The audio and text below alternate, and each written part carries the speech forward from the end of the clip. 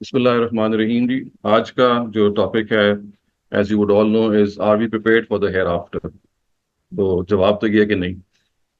सो मतलब या ये कह लें कि not fully. We do try our best के अल्लाह ताला के साथ जो हमारी कमिटमेंट है कि we will be facing him one day and holding ourselves accountable before him. ये जो एक बहुत बड़ी कमिटमेंट है, it is staring us in the eye always. लेकिन ऑब्वियसली क्योंकि अल्लाह मियां हमें हर वक्त नजर नहीं आते, तो we tend to forget these realities. और इसीलिए अल्लाह ताला ने बहुत सारे बंदोबस्त किए कि we are able to be reminded of this hereafter every now and then. आप यूं देखिए ना कि जो सबसे बड़ी जो याद दहानी आपको होती है, वो तो यानी someone close to you passes away. Once that person passes away, आपको पता है, you no longer are in contact with that person and now he has left us forever और she has left us forever. तो ये एक बहुत बड़ी याद दहानी होती है कि भाई दिस जो हादसा हमारे किसी अजीज के साथ हुआ है, ये किसी वक्त हमसे भी हो सकता है। और जब कोई ज्यादा बड़ा हादसा होता है, जैसे कि आप देखिए कि ज्यादा लोग मर जाते हैं, कोई अर्थक्वेक आ जाता है, कोई एक्सीडेंट हो जाता है, कोई और calamity, people die in in a large number, तो वो और ज्यादा आपको इस चीज का रिमाइंडर होता है कि भाई ये एक दुनिया की जो सबसे बड़ी रियलिटी है and the most ignored reality is actually death. आप खुदा का इनकार कर सकते हैं, मौत का नहीं कर सकते। क्योंकि जो खुदा के मुनकर हैं उनको भी मौत अपने जब सामने नजर आती है तो वो उसका इनकार नहीं कर सकते। तो इतनी बड़ी रियलिटी है। तो इसको हम इसके लिए एक टर्म इस्तेमाल करते हैं अपनी जुबान में, अब्दहुल बदीहात। इसका मतलब है कि सेल्फ एविडेंट। यानी जहाँ सूरज जो है उसको किसी दलील की जरूरत नहीं है कि वो सूरज है, आप देखेंगे तो वो सूरज है। तो यही मामला मौत का भी है कि ये it is the most evident reality. लेकिन the more it is evident, the more we are, I mean, not fully aware of it, और हम इससे भूल जाते हैं। तो इसीलिए फिर अल्लाह ताला ये करते हैं कि हमें मुख्तलिफ मौक़ों पे इसकी याद दहानी कराते हैं। अपनी किताब सबसे बड़ी जो उनकी है, यानी जो भी याद दहानी है, वो तो उस किताब के अंदर चीज़ें मौजूद हैं। और उन चीज़ों को फिर जिस तरह से उन्होंने बयान किया है, वो एक कंटिन्यूस, जब आप किताब को रिकोर्स करते हैं तो you revise those precepts one after the other. And as भी हमने सब ने एक्सपीरियंस किया है कि कुरान मजीद का जो सबसे बड़ा कंट्रीब्यूशन हमारी लाइफ में है वो यही है कि it informs us about hour after life. यानी ऑफ कोर्स लाइफ के बारे में भी बहुत बड़ा कंट्रीब्यूशन है, जिंदगी के बहुत सारे ऐसे काम हैं जो हमें जरूरत पड़ती है इसमें रहनुमाई की और गाइडेंस की। लेकिन जो एक ज्यादा बड़ी गाइडेंस है वो ये है कि what will happen when we pass away. तो ये एक फंडामेंटल क्वेश्चन है। और ever since time immemorial, scientist, philosophers, thinkers, all sorts of people, ये they have tried to come to grips with this question कि भाई ये मौत क्या चीज है। Is it the end of everything, is it the beginning of a new life. और अच्छा, इंसान का मामला ये है कि वो आसानी के साथ मौत से, जैसे कहते हैं ना कि उसको डिज नॉट सेटल कि भी मौत आनी है। तो आपको शायद पता होगा कि longevity is now a very cherished, आप यूं कह लें, आउटकम या goal which many people of the world have set before themselves. यानी बहुत सारे जो लोग हैं, they are they are working towards this longevity. तो आपने शायद नाम सुना होगा युval नोआ हरारी का, एक बड़े फेमस थिंकर हैं। तो उन्होंने अपनी जो किताब है, होमोडियोस उसका नाम है, उसका नहीं है, ह्यूमन गॉड उसका नाम रखा है। यानी होमोडियोस मीन्स ह्यूमन गॉड। तो उसका मतलब, उसकी जो थीम है वो ये है कि अगर इंसान चंद चीजों को ओवरकम कर ले तो हमेशा के लिए जिंदा रह सकता है। उसमें यानी वॉर है, डिजीज है, और इस तरह की स्ट्राइफ है, पॉवर्टी है। तो उसका नाम है प्रोजेक्ट लॉन्जेविटी। और ये प्रोजेक्ट लॉन्च हुआ हुआ है पिछले 15 साल से, 2008-9 से। और गूगल और जो बहुत बड़े इदारे हैं, they are sponsoring this whole project कि आपने अपनी लाइफ कैसे बढ़ानी है। और सिर्फ बढ़ानी नहीं है, बल्कि हेल्दी होते हुए आपने कैसे बढ़ानी है। तो आप इससे अंदाजा लगा सकते हैं कि इंसान के अंदर हमेशा रहने की या ज्यादा रहने की जो कितनी तड़प है, और he wants to defy death. लेकिन कुछ भी हो जाए, you may be able to prolong life because of some scientific developments, कोई आपने सेहत के बारे में मामला अच्छा कर लिया। लेकिन इट इज वेरी अनलाइकली कि आप you going to conquer death. तो ये एक परमानेंट क्वेश्चन है कि हम इस डेथ के बाद ने क्या करना है, क्या होगा सारा मामला। अल्लाह ताला ने, और आप देखिए कि हम जब कुरान पढ़ते हैं तो we get this picture of the paradise of hell, of what's going to happen on the day of accountability every now and then। यानी आप कहीं से उठा के अगर आप कुरान को उठा लें तो you'll find कि it is talking about what's going to happen after death as if it is already happening। बल्कि आप देखिए कि अगर आप कभी गौर से पढ़े ना, तो बहुत सारे जो हेयर आफ्टर के इवेंट्स हैं, they are mentioned in the past tense. तो ये कुरान मजीद का एक बड़ा खास स्टाइल है कि it mentions certain things in the past tense as if they have मतलब वो इतने सर्टन है कि वो हो ही गए हैं, हालांकि उनको होना है। तो आप अक्सर जगह पे देखेंगे कि अल्लाह ताला कह रहे हैं कि जैसे ये तो हो चुका है, ये तो हो चुका है, ऐसा हुआ है, लोग जा चुके हैं जन्नत में, लोग जा चुके हैं जहन्नुम में, उनको ये सब का पेश आ रहा है, तो as if something these things have already happened. तो ये सर्टेनिटी ऑफ एन इवेंट की तरफ निशानदही करना है। अच्छा, उसके बाद आप देखिए कि अल्लाह ताला ने जो हमें जो रिमाइंडर्स रखे हैं so that we don't forget hereafter, वो कितने ज्यादा हैं। फॉर एग्जाम्पल आप ये देखिए कि आपकी जो सबसे बड़ा रिमाइंडर है ऑफ अकाउंटेबिलिटी आप कह लीजिए, वो आपका कॉन्शियंस है। यानी ये बात कि कॉन्शियंस की जरूरत क्या है हमें, why do we need that conscience, ये कहाँ से आया है। यानी बाकी सब चीजें तो एक्सप्लेन हो जाती हैं at the physical level, at the organic level, लेकिन ये जो जमीर है, जो आपको एक लिहाज से it prix you when you do something bad and it praises you, यानी आपको एक तसल्ली और खुशी होती है। तो अच्छा, उसके बाद फिर ये होता है कि जमीर आपको ये तो बता देता है कि अच्छाई और बुराई के अंदर क्या फर्क है और आपको किसको फॉलो करना है। लेकिन आप फिर दुनिया में भी देखते हैं कि अच्छाई और बुराई का नतीजा तो आमतौर से वो नहीं हो रहा जो होना चाहिए। अच्छे लोग जो हैं वो बुरों के हत्थे चढ़े हुए हैं, बुरे लोग जो हैं they are making hay, they are the top of the ladder. So ये तो पता देता है कॉन्शियंस आपको कि भी अकाउंटेबिलिटी होनी चाहिए। इसलिए कि अगर वो अकाउंटेबिलिटी नहीं होनी चाहिए तो फिर ये छोटी अकाउंटेबिलिटी, एक छोटी अदालत जो हमारे अपने अंदर लगी हुई है, व्हाट आई मीन, इसका जरूरत क्या है। So there is this thing जो आपको फॉरन इंडिकेट करती है कि there is some accountability that has to take place. अच्छा, फिर आप ये देखिए, ये जो दूसरी इंपॉर्टेंट चीज है इसमें, वो आपकी अपनी नेचर है। यानी आपकी नेचर जो है वो जस्टिस का तकाजा करती है। और कभी भी आप ये नहीं चाहेंगे, यानी ये तो हो सकता है कि आप चाहें कि कहीं चोरी हो जाए, लेकिन कभी आप ये नहीं चाहेंगे कि मेरे यहाँ चोरी हो। मतलब औरों क्या भी शायद आप ना चाहें, लेकिन this is something that you will never like कि हमारे यहाँ वो हो। तो इस वजह से ये एक और अवेयरनेस है आपके अंदर, आपकी फितरत जो आपको बताती है कि एट टाइम्स जो चीज आप औरों के लिए पसंद नहीं करते वो अपने लिए भी आप पसंद नहीं करते, लेकिन बात चीजें ऐसी हैं जो अपने लिए भी आप पसंद करते हैं जो औरों के लिए नहीं करते। तो ह्यूमन नेचर आपको इस तरफ लेके जा रहा है कि आप यू फील कि भाई ये जो आपको जस्टिस है जो दुनिया में नहीं मिलता, अगर अच्छाई और बुराई का अंजाम जो है वो अलग अलग होना चाहिए तो फिर that justice has to prevail.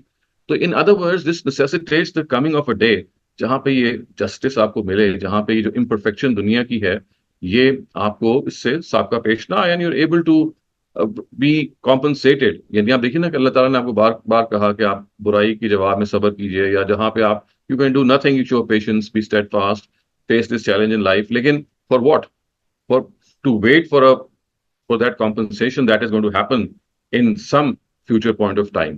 तो you see ये सारे जो फिनोमिना हैं ये they one after the other, they give this striking reminder to you कि भाई ठीक है, there is this thing that we need to wait for, but whatever that wait is that's going to end one day.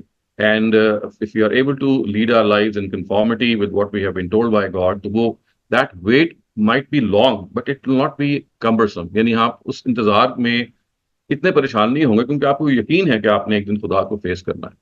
फिर आप देखिए कि अल्लाह ताला ने जो इसके अलावा जो बहुत सारे रिमाइंडर्स रखे, उसमें अल्लाह ताला ने ये भी बताया कि जो क़यामत आएगी उसकी निशानियां क्या होंगी, ताकि इंसान जो है वो बार बार उन निशानियों की तरफ भी गौर करे। तो इंटरेस्टिंगली कुरान मजीद ने भी और हदीस ने दो तरह की निशानियां बयान की कुर्ब क़यामत की। यानी एक वो हैं जिसको आप कह सकते हैं प्रॉक्सिमिटी के साइंस, यानी प्रॉक्सिमिटी का मतलब है अभी क़यामत नजदीक नहीं आई लेकिन कुर्ब क़यामत है। अच्छा, एक तरह के साइंस वो क़यामत कुरान और हदीस में बयान हुए। एक और तरह के वो साइंस बयान हुए जो एन क़यामत के बिल्कुल करीब, जैसे अब वो नमदार हो गए हैं तो बस अगले ही लम्हे अब क़यामत ने आ जाना। तो दोनों तरह के साइंस बयान हुए कुरान में भी और हदीस में भी।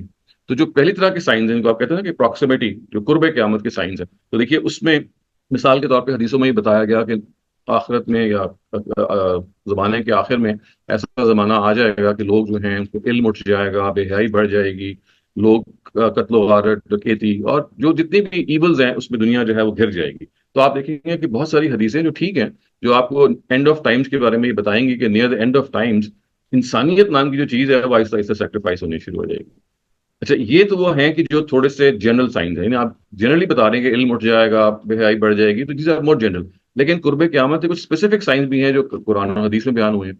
जो स्पेसिफिक साइन बयान हुए हैं कुरान मजीद में जो वो एक ही है, और वो है कि जो याजूज माजूज हैं, आप उनका नाम सुना हो शायद, तो इनका गलबा होना शुरू हो जाएगा near the end of time, और उसके बाद फिर किसी वक्त क़यामत आ सकती है। याजूज माजूज का मैं थोड़ा सा आपको तारुफ करवा दूं, तो ये याजूज माजूज बेसिकली ये हजरत नूह के तीन बेटे थे, साम, हाम और याफिस। या बाइबल हिस्ट्री में आप आपको ये मालूम हो जाएगा। तो जो उनके तीसरे बेटे थे याफिस, उनकी औलाद में ये याजूज और माजूज है। तो basically these are the names of two leaders, याजूज और माजूज, अंग्रेजी में गॉग और मैगॉग कहते हैं, जिनके नाम पर उनकी ट्राइब का नाम भी पड़ गया। ये ऐसी है ना कि जैसे आप किसी नाम नाम किसी फर्द का है, लेकिन उसी नाम पे उनके फॉलोअर्स का भी नाम पड़ गया। हम जब कहते हैं ना कि फलां लोग याजूज और माजूज हैं या फलां लोग गॉग और मैगॉग हैं, तो इसका मतलब है they belong to the tribe of Gog and Magog. Tribe का लीडर कौन था? वो एक का गॉग था, एक का मैगॉग। तो एक उनका पोता था, एक इसी तरह से नवासा है पोता था हजरत नूह के तीसरे बेटे का। और इनसे इनके बारे में जो हमें बाइबल हिस्ट्री से मालूम होता है वो ये है कि अल्लाह ताला इनको, जितनी ये तीन बड़ी कौमें, अगर आप एक ग्रैंड स्टेज पे देखें, तो ये हजरत नूह के तूफान के बाद ये तीन अकवाम हैं, यानी तीन नाम हैं, जिनकी अकवाम ने दुनिया में आहिस्ता आहिस्ता उरूज हासिल किया और फिर उनको जवाल आया। सबसे पहले जो ये उरूज था वो हामियों को मिला, हेमाइट्स कहते हैं। और ये जो अफ्रीकन आप देख रहे हैं ना, जो बड़े कद के होते हैं, उनका डार्क कलर होता है, बड़ी टॉल फिजिक होती है, तो अगर आप हिस्ट्री में ट्रेस करेंगे तो सबसे पहले उरूज उनको मिला। उसके बाद सेकेंड इंस्टेंस में ये जो उरूज है वो सामियों या सेमाइट्स को मिला। और हजरत इब्राहिम और हमारे अपने पैगंबर जो हैं वो उन्हीं की औलाद में से हैं। तो ये सेमाइट्स हैं या सामी, आपने नाम सुना होगा कि इनको दूसरा उरूज मिला। और हमें मालूम है कि बाइबल से भी और खुद हिस्ट्री से कि this has happened over a period of time. Third, अल्लाह ताला के इन स्क्रिप्चर से ये मालूम होता है कि ये जो याजूज और माजूज की नस्लें, इनको येलो रेसेस भी कहते हैं, जर्द नस्लें, और इनको उरूज मिलेगा। और इनके उरूज के वक्त इनका जो खास एक बिल्कुल पिनकल पे पहुंच जाएगा। तो फिर ये कहते हैं कि ये कोशिश करेंगे कि जो जितने भी अकवाम हैं कि they will try to conquer Mecca and Medina and they will try to raid it. लेकिन near the end of times जो जो जो हन्ना आरिफ का जो मुकाशफा है, which is the last book of the Bible, वो उससे भी मालूम होता है और बाज़ और तफसीलात से भी कि near the end of time this is what is going to happen, they will conquer the rest of the world, or they will try to have this onslaught against Arabia, Arab. लेकिन this will not be allowed, और एक आग आएगी आसमान से और उनको निगल लेगी, और फिर क़यामत का जो ज़लज़ला है वो शुरू हो जाएगा।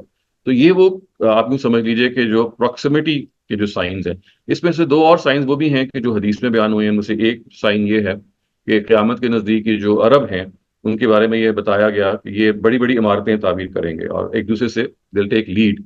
तो हम अब आजकल देखें तो अरब में this is what is happening for the last 5 years। अगर आप देखें तो इतने स्काई स्क्रेपर्स हैं कि आपको खाना काबा जो है वो एक बहुत छोटी सी बिल्डिंग नजर आती है, you are just surrounded by those tall buildings. और दूसरा जो साइन बयान हुआ हदीस में जो प्रॉक्सिमिटी का है, वो है कि जो गुलामी का जो इंस्टीट्यूशन है वो खत्म हो जाएगा। जो जाहिर है कि हमें पता है कि इस सदी के शुरू में इसको बिल्कुल टोटली प्रोस्क्राइब कर दिया गया और एक बड़े लंबे अरसे तक वो रहा। तो ये जो साइंस हैं ये तो आप समझ लेंगे प्रॉक्सिमिटी के हैं। अगर मैं इसको थोड़ा सा आपको रिवाइज कर दूं, एक है जनरल साइंस और एक है स्पेसिफिक साइंस। जनरल साइंस तो वही है कि इल्म खत्म हो जाएगा और इल्म के अलावा जितनी भी इंसानियत की चीजें हैं वो खत्म हो जाएंगी। स्पेसिफिक साइंस में तीन है, एक कुरान में बयान हुआ है, दो हदीस में। कुरान में ये जो याजूज और माजूज का राइज, और दूसरा दो हदीस में बयान हुए हैं कि उनमें से एक ये है कि जो अरब चरावे हैं, जो उस जमाने में चरावे कहलाते थे, शेपर्ड्स वगैरह, तो they will be building this huge skyscrapers. And secondly, institution of slavery would be just brought to an end. उसके बाद एक और तरह के साइंस है जो मैं आपको चाहता हूँ फिर पढ़ के सुनाऊं एक हदीस से, जो ये बताते हैं बेसिकली कि अब वो है कि जब क्यामत जैसे आई खड़ी है, यानी अब इससे पहले जो मैंने बात की थी वो that was for the proximity, I mean कुर्ब क्यामत, और अब है एन क्यामत के जो साइंस है। तो ये मुस्लिम की रवायत है, अगर सनद के लिहाज से भी ठीक है और निस्बत अगर इसकी ठीक होगी तो this is going to happen. तो वो 10 साइंस है जो रवायतों में बयान हुए। तो उसमें से पहला साइन ये है कि खसफुल बिल मशरिक, यानी sinking of the earth in the east. जैसे होता है ना कि एक अर्थ को एक टाइप आ जाएगा तो ईस्टर्न हेमस्फेयर जो है वो सिंक हो जाएगा। फिर दूसरा है sinking of the earth in the west, खसफुल बिल मगरिब। बिल्कुल यही मगरिब में भी you will find that sinking has taken place. फिर तीसरा है खसफुन फिल जजीरत अल अरब, यानी जो अरेबियन पेनिनसुला है यहाँ पे भी इसी तरह की एक फ्लैटनिंग सी हो जाएगी, as if the land has gone down. फिर चौथा है स्मोक, दुखान, और this could refer to an atomic explosion और anything that is close to that. पांचवा है दज्जाल। दज्जाल का आपने नाम सुना होगा, तो मैं थोड़ा सा इसको एक्सप्लेन कर दूं। दज्जाल बेसिकली का लफ्जी मतलब है फरेबकार, बहुत जो फरेब करने वाला, डिसीवर आप कह सकते हैं। लेकिन हदीसों में इसकी जो तफसील आई है वो है अद-दज्जाल मसीह, विच मीन्स, बल्कि अल मसीह दज्जाल, इसका मतलब है एक ऐसा शख्स जो अपने आप को क्राइस्ट के तौर पे क्लेम करेगा, पर वो क्राइस्ट नहीं होगा क्योंकि वो झूठा होगा, डिसीवर होगा। तो अलमसीह दज्जाल का मतलब ये है कि near the end of time there will be a person who will claim himself to be Christ and he will be a false Christ. इसी को एंटी क्राइस्ट भी कहते हैं। और यूं भी आप देखिए कि इस सिलसिले में चूंकि तीनों जो एब्राहमिक फेथ्स हैं, they are waiting in some form or the other for a messiah और a Christ. Jews, they are waiting for a Messiah. Christians are waiting for the second coming of Jesus, and Muslims are also waiting for the same. Generally, Muslims are waiting. तो वो जो शख्स है, he'll just take advantage of this perception कि भाई तीनों लोग, तीनों जो faiths हैं, they are waiting for such a person, and he'll claim that I am that person. So this is the fifth sign. उसके बाद जो सिक्स साइन बयान हुआ है वो दाब्बतुल अर्द है। इसका मतलब ये है कि जमीन से एक जानवर निकलेगा, directly born from the earth. जिस तरह से शुरू में जब दुनिया क्रिएट हुई थी तो पीपल वर डायरेक्टली बॉर्न, या जो फर्स्ट प्रोजेनिटर्स थे of each species they were directly created from earth. तो एक ये साइन बयान हुआ है। और फिर जो सातवां साइन बयान हुआ है वही वो जो याजूज माजूज की जो कल्मिनेशन है, यानी वो राइज तो इनका शुरू हो जाएगा शायद 1000 साल पहले से, लेकिन they will reach this ultimate stage के जहां मैंने आपसे कहा ना कि वो they will try to conquer the land of prophet जो अरेबिया है, but they will not be allowed to do so. अच्छा, उसके बाद जो आठवां साइन है वो है rising of the sun in the west. मगरिब से, अब हमें पता है ना मशरिक से सूरज तुलू होता है, लेकिन वो मगरिब से तुलू होगा। फिर जो नाइन्थ साइन बयान हुआ है वो ये fire that will rise from Yemen and drive people from behind. Yemen में इतनी जबरदस्त आग लग जाएगी कि वो पीछे से लोगों को धकेलेगी। यमन बिल्कुल नीचे है अरेबियन पेनिनसुला के, अरेबियन सी जहाँ पे है उसके साथ टच कर रहा है, तो यहाँ आग लगेगी and it will push people upwards. और आखिरी जो साइन बयान हुआ है वो ये है कि wind that will blow people away into the sea, यानी इतनी जोर का झक्कड़ चलेगा या एक टेम्पेस्ट होगा कि। तो ये मकसद सिर्फ इन साइंस का बयान करना ये है कि बेसिकली अल्लाह ताला ने अपनी याद दहानी के लिए, जहां आपके अपने ज़मीर में, जहां दुनिया की कंस्ट्रक्शन में, दुनिया की इम्परफेक्शन में आपको एक ये एक साइन दिया कि this is something that is going to happen. इसी तरह से क़यामत की निशानियां भी बताई हैं, ताकि इंसान अगर किसी और वजह से गफलत का शिकार हो तो कम से कम there are certain other things which should not make him lose sight of this all important incident. अब मैं चाह रहा था आपके सामने कुछ और चीजें भी बयान करना है कि जो हमें अल्लाह ताला के इस पूरे के पूरे वाक़े और आखिरत से हमें जोड़ती हैं। यानी ये जो अभी तक मैंने आपको बात बयान की सारी वो इंटेलेक्चुअली अवेलेबल साइंस या एक्सप्लोरेशन हैं जो आप कर सकते हैं। आप कुरान पढ़ेंगे तो आपको आखिरत की याद दहानी बार बार होगी। आप अहादीस में से ये निशानियां पढ़ेंगे आखिरत की तो उनसे आपकी याद दहानी होगी। लेकिन कुछ और चीजें भी हैं कि जो आपको इसी आखिरत की प्रिपरेशन की तरफ हेल्पफुल होंगी, और वो मैं चाहता हूँ कि चंद चीजें हैं जो आपके सामने बयान करूं। देखिए, उसमें से सबसे इंपॉर्टेंट चीज जो आपको बार बार आखिरत की याद दहानी करवा सकती है वो ये कि हम सबको ना वसीयत जरूर लिखनी चाहिए। और वो बेशक आप रफ लिखें, अपने कंप्यूटर पर लिख लें, अपने फोन पर लिखें, क्योंकि वसीयत जो होती है आप इट कैन कीप चेंजिंग। और वसीयत क्या है? वसीयत का मतलब ये है कि जो आपकी इनहेरिटेंस है, जो आपकी जो लेगेसी है, पहले आपकी वसीयत एक्सिक्यूट होगी। यानी पहले आपकी वसीयत जो आपने लिखी है, मतलब आप कह रहे हैं जी कि मैंने फलां इतने पैसे अपने फलां रिश्तेदार को देने हैं, फलां किसी ट्रस्ट को देने हैं, ये पहले अगर आप लिख लेंगे तो उस वसीयत को पहले एक्सिक्यूट किया जाएगा हमारे मरने के बाद, फिर जो बचेगा उससे आपकी मीरास तकसीम है। तो इस वजह से ये जहन में जरूर रखिए कि अगर आपके पास अल्लाह ताला ने आपको साहिब माल बनाया है तो this is a constant thing that we need to do. मैंने अपने कंप्यूटर में अपने एक मेमोरेंडम सा खोला होता है, I keep updating that and I keep emailing it to my son कि भाई देखो, ये अगर कल मैं नहीं रहा तो ये चीजें हैं कि जो this is how I would like my certain thing that I have to go, इधर चली जाए या वहां चली जाए।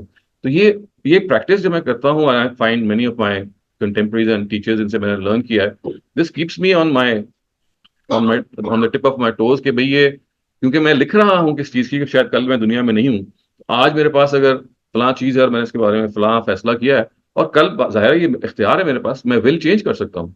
तो I keep changing that will. तो इस वजह से one thing that all of us should do is कि अपनी अपनी जगह को एक सिक्योर आप बनाएं, चाहे कागज पे लिख लें चाहे कहीं लिख लें, आप उसको अपडेट भी करते रहें, क्योंकि वो विल है एक्चुअली जिसके बारे में you can now make those tough decisions and any decision that come to you.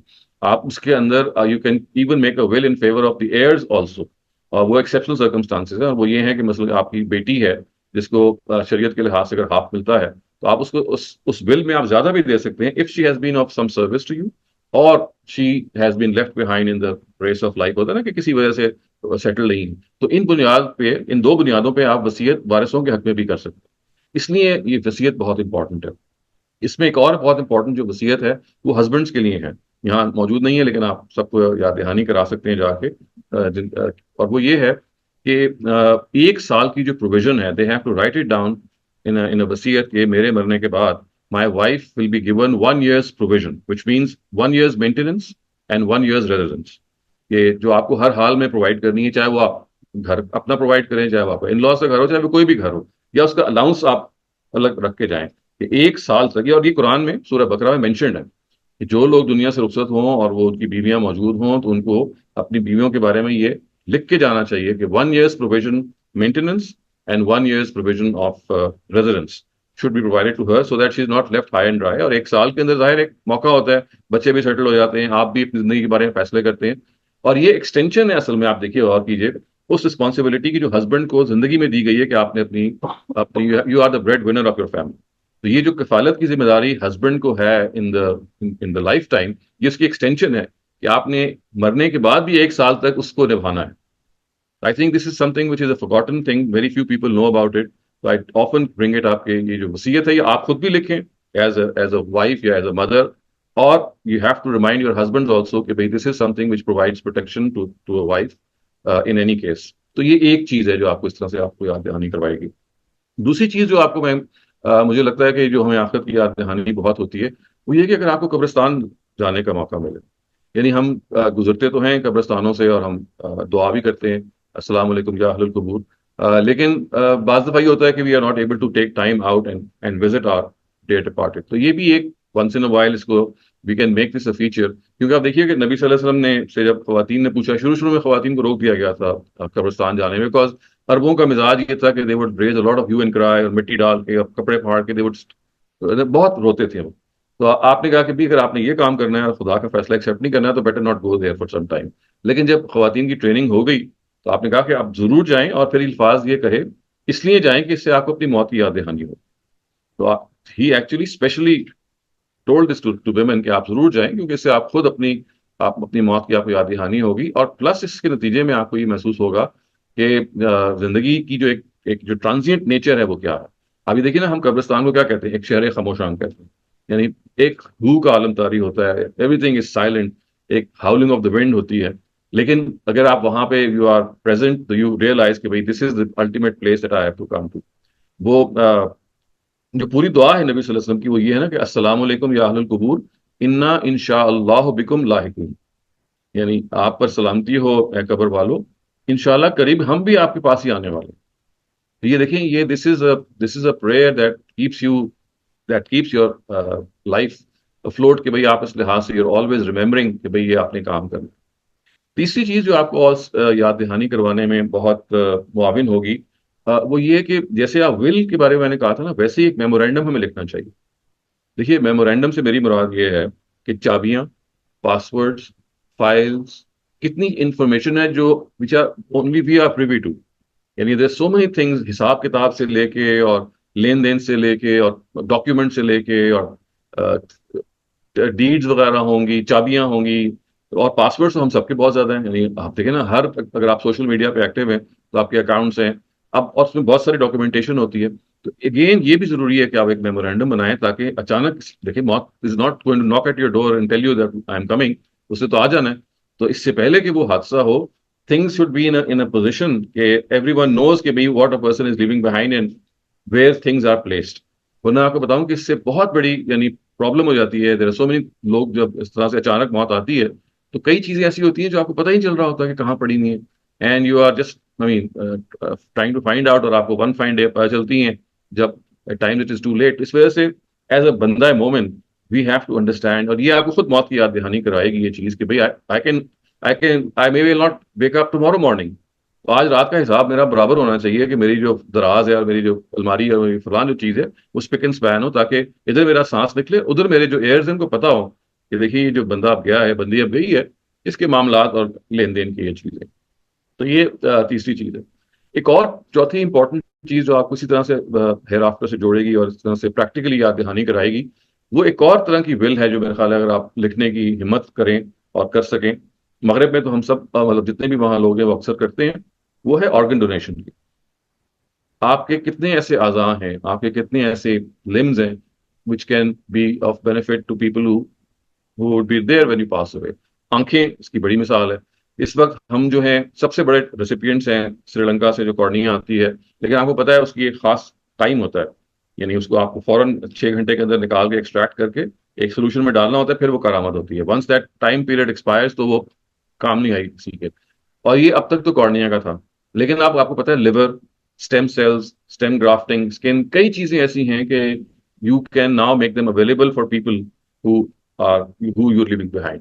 तो इसमें वेस्ट में ही होता है कि आपके ड्राइविंग लाइसेंस के अंदर आप दोनों आप डिक्लेयर हो जाते हैं। इधर आपकी अगर हादसाती मौत होगी तो वो आपको फटाफट ले जाते हैं वहां पे, and you are able to donate whatever you have written. और अदर देन दैट आपके जो घर वाले होते हैं दे आर अवेयर कि भाई ये डोनर है, तो इसकी इससे पहले कि हम इसको दफनाएं फलां फलां चीजें इसकी जो है, आई नो ये मुश्किल है क्योंकि हमारे यहाँ एक है ना, एक अटैचमेंट होती है डेड बॉडी से। आप किसी की आंख निकाल रहे हैं या किसी का कोई और चीज, लिवर आपने निकाल लिया, अगर वो सी देते हैं सारा कुछ, लेकिन हमारे यहाँ माएँ बहनें बेटियां दे रेजिस्ट दिस। तो I think this is something that we should prepare our children and our maybe mothers and sisters and whoever they are, कि this is a service that we are going to do, कि ये काम हमारे तो आनी नहीं है, तो व्हाई नॉट कि ये लोगों के काम आए। इसके बारे में हमारे यहाँ जो जनरल फतवा है वो ये है कि अलाउड नहीं है। ऐसी कोई बुनियाद नहीं है। आपको ज्यादातर लोग जो अगर आप पूछेंगे तो आपको ये कहेंगे कि this is something that you should abstain from, क्योंकि अल्लाह की अमानत है और अगर आप करेंगे तो अमानत में खयानत हो जाएगी, या ये वो आपको कहेंगे कि ये इससे बॉडी म्यूटिलेट हो जाती है, बॉडी डिस्फिगर हो जाती है। दोनों बातें ही ठीक नहीं है।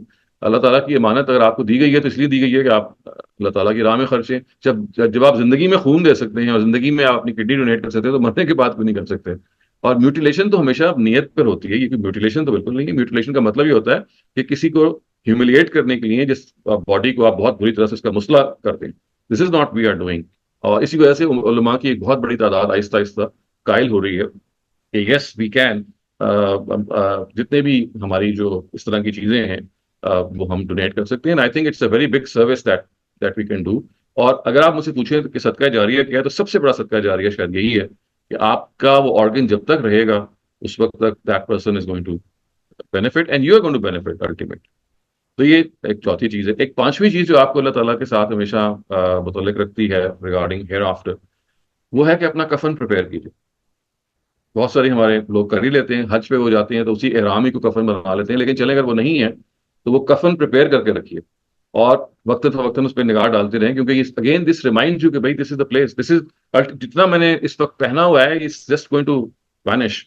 ये दो चादरें हैं जिसपे मुझे आखिर में मेरा अंजाम होना है। तो अगर आप अपना वो कफन प्रिपेयर करके रखते हैं तो that is something which is going to always make you realise कि I am going to depart one day. उसके बाद एक चीज और है जो आपके लिए जो छठी ये चीज है या जो भी इसका नंबर है, वो है फिजिकल क्लीनलीनेस। आप देखें हाइजीन जो है बॉडी की, वो इसका ताल्लुक मौत से इस तरह से है कि you'll be based after your death, यानी आपका गुस्ल किया जाएगा तो आपकी जो फिजिकल हाइजीन है वो जो आपको उन्होंने गुस्ल देंगे उनके you will be exposed, part of you will be expose. तो हम सबको इसकी हया होती है कि भाई हमारी जो फिजिकल हाइजीन है should not be expose in a bad way to our people who are going to give us this path. तो इस फिजिकल हाइजीन का आप हमेशा ख्याल रखिए। जो अनवांटेड हेयर है या लेट्स से और बहुत सारी चीजें ऐसी हैं कि जो मैल से मुतल्लिक हैं, वो आपने साफ रखना है, because that reflects on your own cleanliness and it will reflect on the person who's going to bathe you. तो ये although you might think कि ये मामूली चीज़ है नहीं, लेकिन बहुत बड़ी चीज़ है, क्योंकि आप जब अपने आप को बार बार क्लीन कर रहे होते हैं और इस याद दहानी से कि भाई यू नेवर नो कि I am going to pass away, तो वो आपकी क्लीनलीनेस जो है वो आपके दिल की तहारत का बायस बनती है। आप सिर्फ आपका इंसान का जो दिमाग जो है वो साफ नहीं होता, बल्कि आपका दिल भी साफ होता है और आपके जो है वो कॉन्सेप्ट है वो क्लियर होते हैं। तो ये चंद चीजें थी जो आपको मैं चाह रहा था कि इस याद दहानी की मैं अर्ज करूं। एक और वो बात है जो पोस्ट डेथ सिनेरियो की अक्सर लोग पूछते हैं, मैं चाहता हूँ वो भी क्लियर कर दूं क्योंकि वो भी आखिरत से मुतल्लिक है। बल्कि वो दो चीजें, एक उसमें जो चीज है वो है जो खवातीन विडो हो जाती हैं, तो उनके बारे में हमारे यहाँ इंसिस्ट किया जाता है कि वो इद्दत गुजारें। और इद्दत के बारे में हमारे यहाँ जो जनरल कॉन्सेप्ट है वो आपको पता ही है कि आप उनको घर बिठा दें और उनकी सफेद कपड़े वो पहन लें या मेकअप ना करें और ये सारा कुछ करें। तो ये आपको ये बताऊं कि इस तरह की कोई पाबंदी शरीयत ने हमें नहीं लगाई, कोई भी पाबंदी घर से लेके कहीं पे भी जाने की। यानी इतनी खवातीन हैं कि जो at certain age, at ripe age, I would say 70s में या 80s में दे लूज हस्बैंड, और उनके जो घर वाले हैं उनको घर में जबरदस्ती बिठा के रख देते हैं, ना उनको बाहर नहीं जाने देते। उनको ये बताया जाए कि सबसे ज्यादा इस वक्त जरूरत है उसके बाहर जाने की, यानी और जरूरत हो या ना हो, it is at this time when she is lost her husband. अगर वो पाक में जाएगी या हज पे जा रही है या अपने किसी बेटे को मिलने जो मुल्क से बाहर है जा रही है, दिस इज द टाइम। और मतलब और कौन सा टाइम होगा। और जो बात असल में प्रॉफिट ने कही है, अगर आप उसको सही जगह प्लेस कर लें तो बात बिल्कुल समझ में आ जाती है। अरब कल्चर में ये ज्यादातर था कि women would get widowed and they would get Mary very soon. हत्ता कि वो इद्दत के दौरान उनके यहाँ हो जाता था कि भाई हम किसी से सेटलमेंट कर ले। अल्लाह अल्लाह ताला ने कहा नहीं, इतना जल्दी ना करो, नॉट टू फास्ट, बाद में इसका इंतजार करो। तो उनके यहाँ बाज दफा ये भी होता था कि मतलब उनके यहाँ एक बड़ा मैटर ऑफ फैक्ट जिंदगी थी कि losing a husband would mean कि चलो another opportunity to marry again. तो इस तरह से उनके यहाँ एक वाज कि बाज दफा वो ये भी करते थे कि अपने हस्बैंड के अगर घर में हैं तो जरा नॉर्मल से ज्यादा ड्रेसिंग कर ली, तो उस तरह की खवातीन को ड्रेस करके प्रॉफिट ने कहा कि भाई आप इस वक्त जो हिना लगा रही हैं, ये जो मेहंदी लगा रही हैं, या ये क्या कहते हैं जो आंख पे लगाते हैं, सॉरी काजल जो लगा रही हैं, ये it's not a befitting thing to do in in front of your own in laws. तो ये खास मौका और महल था। इसके अलावा जो एडेड मौका और महल है वो हमारे हिंदुस्तानी माशरत ने पैदा कर दिया, जिसमें खवातीन जो थी वो एक्सट्रीम था, वो सती हो जाती थी। और अभी भी आपको शायद पता ना हो, हिंदुस्तान में अभी भी बाज इलाके हैं जहाँ पे इस तरह की प्रैक्टिस है, अगर चाहे वो ओपनली नहीं करते। तो ये असल में उनके यहाँ से होते होते है कि एक जो सफेद कपड़ों का पहनना है और मेकअप ना करना है, तो ये कुछ तो अरब कल्चर की को ना समझना, और कुछ जो हमारा हिंदुआना कल्चर था उसकी कुछ इन्फिल्ट्रेशन ने मिल मिला के जो इस वक्त हमारे यहाँ खवातीन के साथ मामला किया है, वो ये है कि they are now not allowed to to spend time outside of their home. से पहली बात तो ये ध्यान में रखिएगा कि इद्दत का ताल्लुक इस चीज से है कि when you are passing through your marriageable age, once you have passed your marriageable age, तो इद्दत तो सिरे से जरूरत ही नहीं है। यानी इद्दत का कॉन्सेप्ट ही यही है कि अगर आप you have conceived a child of your late husband, तो फिर उस मौके पे you should be in a position कि आप दोबारा शादी ना करें। लेकिन ये बात के एक खास एज में खवातीन जो है वो इद्दत ऑब्जर्व करें, पहली बात तो ये कि वो एक नेचुरल मॉर्निंग पीरियड है। यानी आप मुझे ये बताएं कि कौन सी खातून ऐसी है जिसका हस्बैंड रुखसत हुआ हुआ है, वो मेकअप करके बैठ जाएगी या बहुत ज्यादा मतलब चंचल होने की कोशिश करेगी, तो इट्स नॉट हैपन। तो ये इस वजह से नॉर्मल बिहेवियर है जो आपको कंडक्ट करना है एज अ विडो। अल्लाह ताला किसी को ऐसा विडो ना करे, लेकिन जो भी करे उसके बारे में कोई इस तरह की पाबंदी नहीं है। नॉर्मल जिंदगी गुजारे, नॉर्मल जिंदगी ही रिकमेंडेड है, नो सच पाबंदी जो कि हमें बताई जाती है। एक बात ये, और दूसरी बात मैं एक मिनट जो आपसे और ले रहा हूँ, स्लाइटली क्रॉसिंग माई टाइम, वो है कब्र के अजाब से मतलब, क्योंकि वो भी चीज़ है कि जो हेयर आफ्टर और मरने के बाद, और बहुत सारे लोग जैसे ही उनका कोई डेट पार्ट रुखसत होता है, दे इमीडिएटली हैव दिस क्वेश्चन के अब क्या हो रहा है। तो अब ये देखिए कि मैं in a very few and brief word में आपको एक्सप्लेन करता हूँ कुरान का कॉन्सेप्ट क्या है। कुरान कहता है कि दो तरह के दुनिया में लोग होते हैं। एक वो होते हैं जिनका दुनिया में हिसाब हो जाता है, और वो आमतौर से वो होते हैं जो पैगंबरों की जिंदगी में उनके सामने होते हैं और उनके जानबूझ के इनका इनकार करते हैं। और दूसरी तरह के लोग हमारी तरह हैं कि जो पैगंबरों की जिंदगी की जो बाद की जिंदगी है, पोस्ट जो प्रोफेटिक एरा है, उसमें जिंदा होते हैं। तो जो पहले लोग होते हैं उनके बारे में अल्लाह ताला, पहले एक मैं और आपको जनरल बात बता दूं कि मरने के बाद जो, चाहे वो पहली कैटेगरी के लोग हों चाहे वो दूसरी कैटेगरी लोग हों, असल में जो ये होता ही है कि आपकी जो रूह है उसको बरज़ख में सुला दिया जाता है। You are just put to sleep, and your body which you consign to the grave, वो बस वहां एक ऑर्गेनिक मास है, उसको कुछ महसूस नहीं होता। इधर वो रूह आपकी निकली है, उधर वो बॉडी एक बिल्कुल से कहते हैं ना कि it has no sensation left, no nothing can be felt.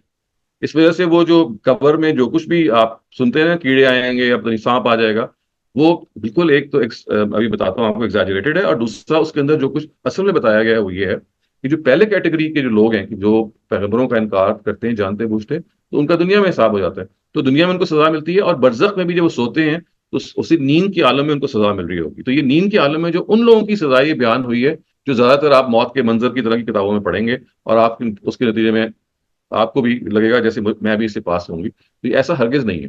दूसरी तरह के वो लोग वो हैं जो हम लोग हैं, तो हमें तो वो जो स्लीप की पोजीशन में डाला जाता है या स्टेट में डाला जाता है, that's a permanent state, and we will feel nothing.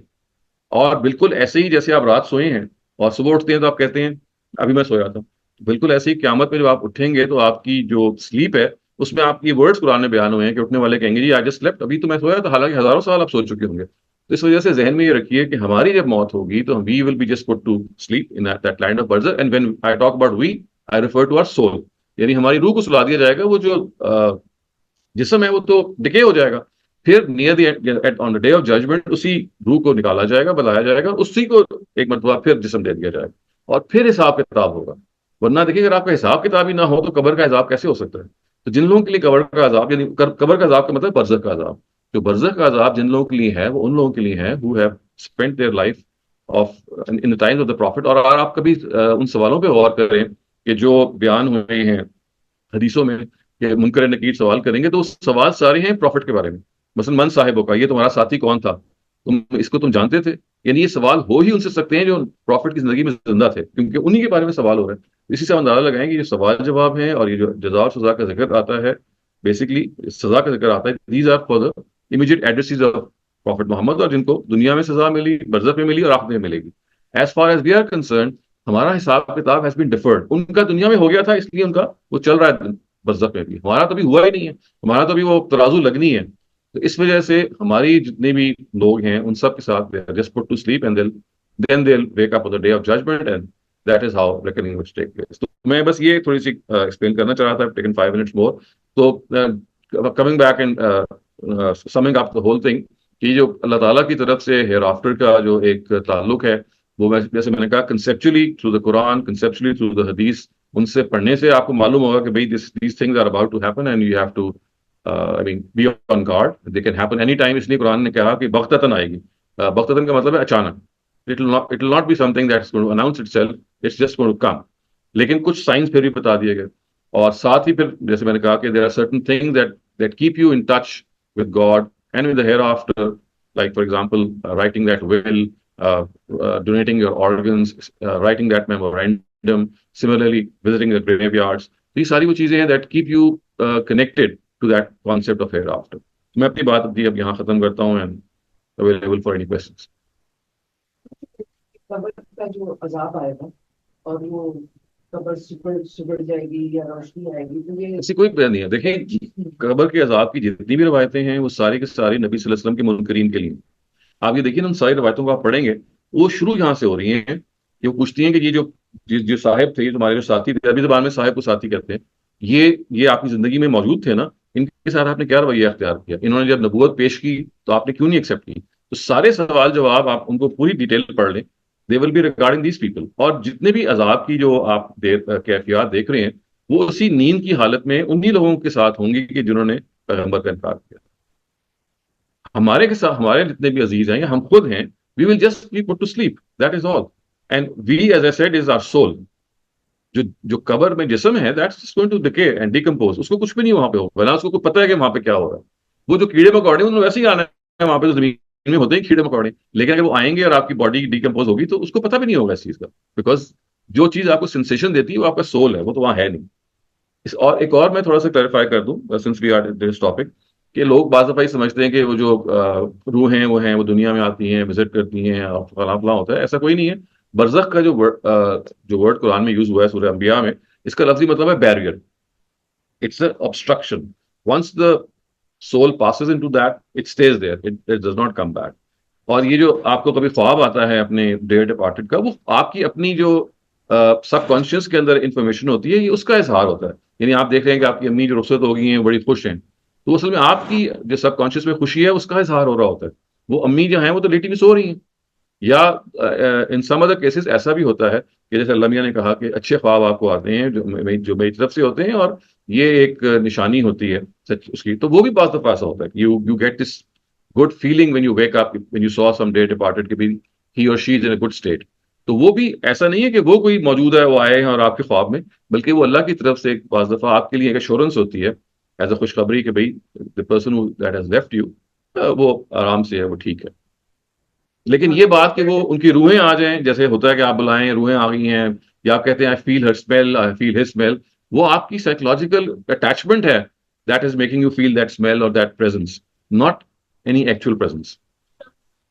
why would God differentiate between people who used to live in Prophet Sallallahu Alaihi Wasallam times and nowadays? Because people are as bad as they were. Right. I mean, It's a very good question. तो देखिए, उसकी वजह कुरान ने बता दी है कि उनका हिसाब किताब अल्लाह ताला दुनिया में ले लेते हैं जो प्रॉफिट के टाइम में होते हैं, क्योंकि अल्लाह ताला करते ही हैं कि प्रॉफिट के टाइम में, अपने मैसेंजर के टाइम में हक को इतना वाजे कर देते हैं कि आपके पास इनकार की गुंजाइश नहीं होती। अगर आप इनकार करते हैं तो it's like you are defying something, delivered reality.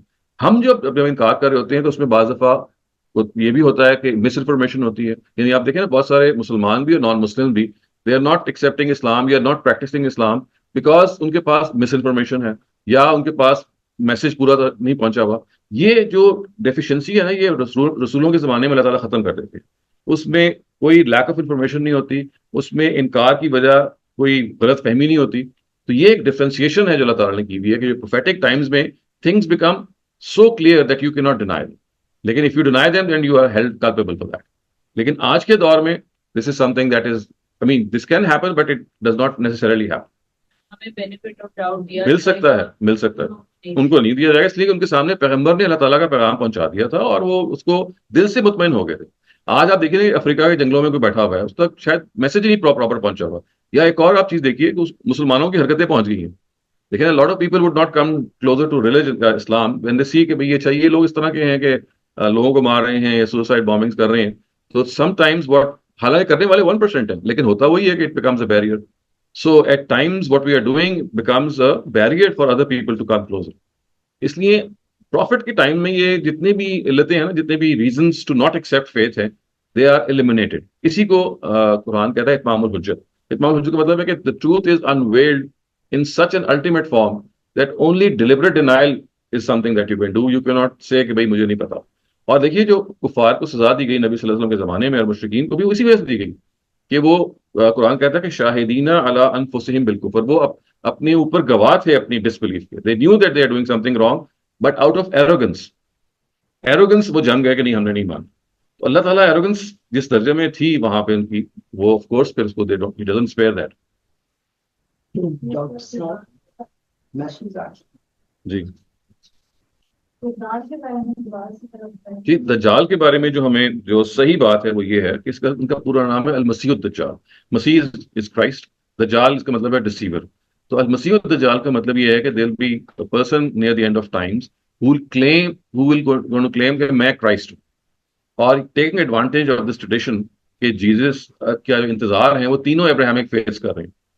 आपको पता ही है, Christians are coming for the second coming, waiting for the second coming. मुसलमानों की majority waiting for the second coming, और मुसलमानों की जो मेजॉरिटी है ना वो हजरत मसीह या जीसस के दोबारा आने की मुंतजर है।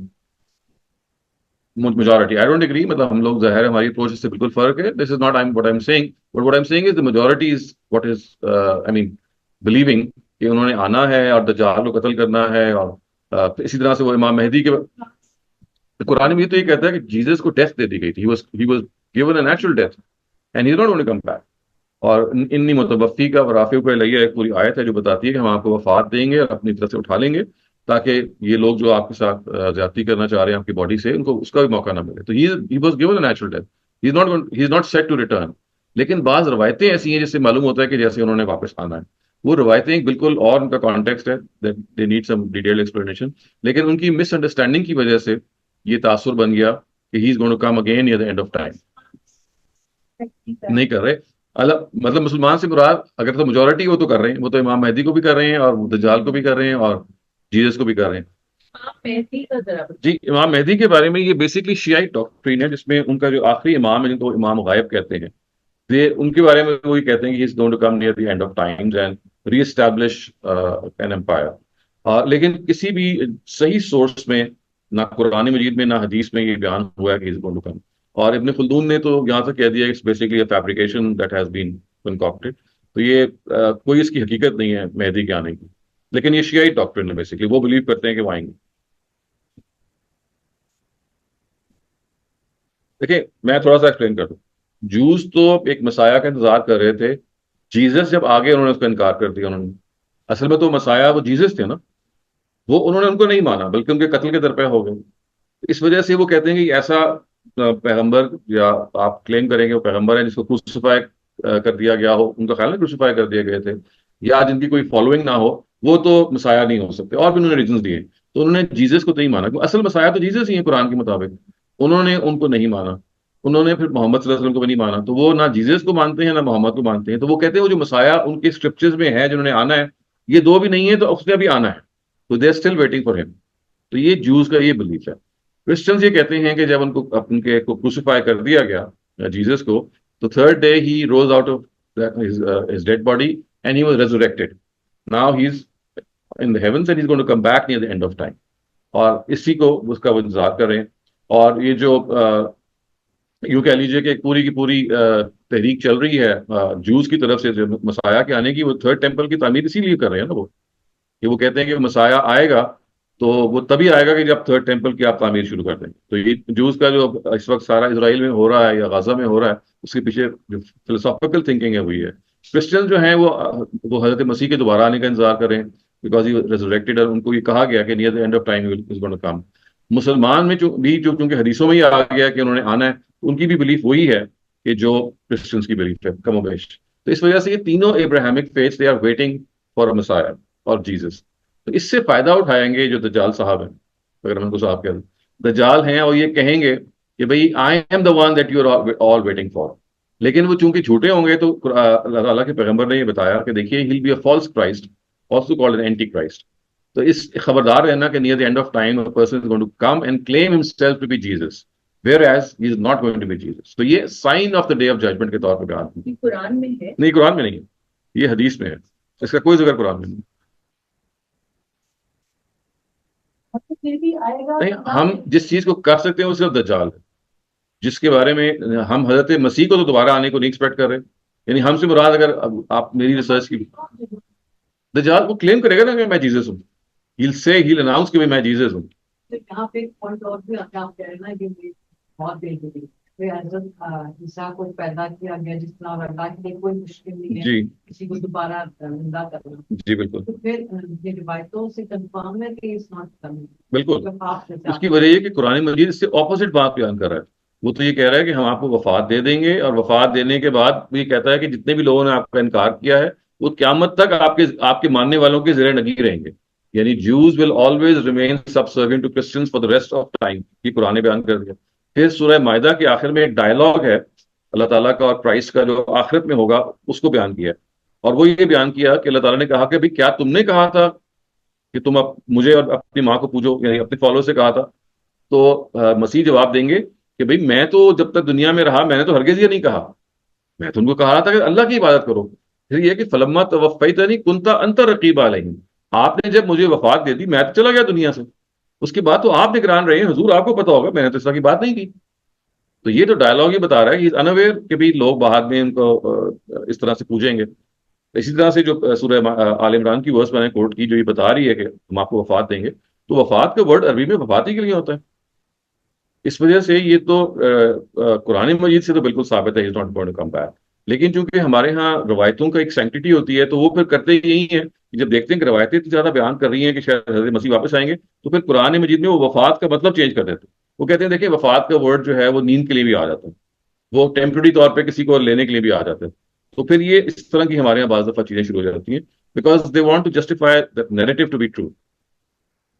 तो ये भी डाल है, खा लिया उनको। हाँ, वो तो उनकी बॉडी को, इसलिए कि देखिए उनकी बॉडी को म्यूटिलेट करने का खतरा था, उसका मसला होने का खतरा था। तो वफात दे दी और उनकी बॉडी को उनकी दस्तरस से हटा लिया कि ऐसा ना हो कि they, I mean disfigure his body. नहीं नहीं, आप कौन सकते हैं? जो तो सारी उम्र यही सुना है कि वो हजरत ईसा कोई को बात खा नहीं लिया गया है और ये देखिए हर नए कॉन्सेप्ट पे आप जरूरी नहीं उसको फौरन मान लें, उसको डाइजेस्ट करें। अगर आपको उसका इस्तेदलाल ठीक लगे तो ठीक है, वरना पुराने पे रहें। एक में तो कहते हैं विचार की एक आंख होगी, या हाँ जी, ये है ऐसा कोई रिवायतों में, ये है कि एक आंख से काना होगा और यहाँ सेंटर में होगी, सारा कुछ ये लिखा हुआ। तो